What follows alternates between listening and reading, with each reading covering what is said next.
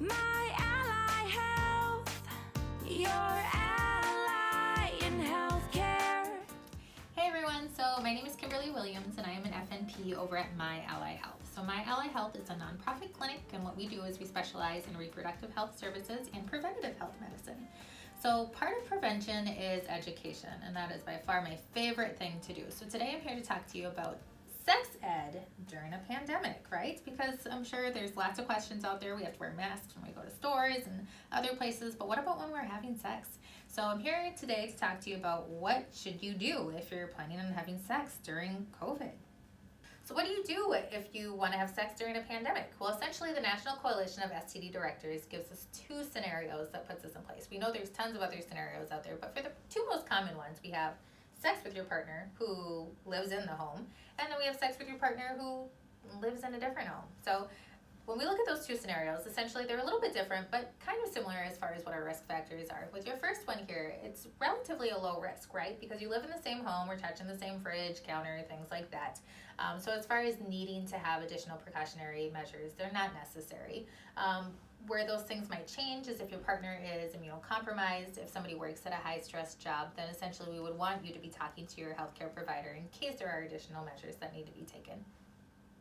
All right, so let's talk about scenario 2, right? So what if you're having sex and your partner does not live with you? Well, if you're quarantining, then essentially that means that you have agreed with that partner that this is the only person that you're going to see during this time. Again, something that puts you at a little bit of a lower risk status. Now, if that's not the case and you don't know who that partner has been in contact with or who you have been in contact with, then there's several other things that we would encourage you to discuss beforehand. First thing you can do is really assess your risk. You do that by having those conversations and evaluating what you guys have been exposed to. Some of the great ways that you can do that is essentially looking at these questions here.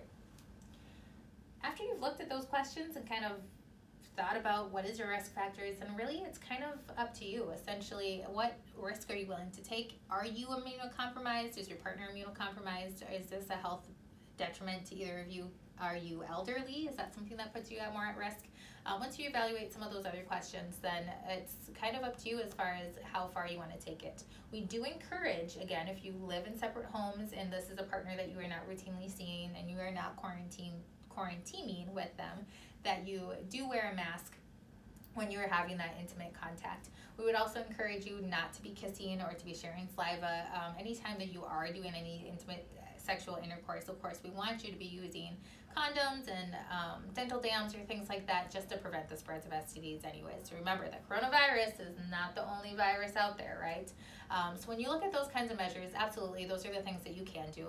At the end of the day, sex is a healthy part of your intimacy, and we want you to be able to enjoy it, but we also don't want you to have any detrimental other health effects related to this crazy pandemic that we're in. So remember, stay safe. We encourage you guys, if you need any help or want to talk to anybody, if you are in those risk categories and you need a provider, to please come see us at MyAlly Health. Again, my name is Kimberly Williams, and I'd be happy to see you.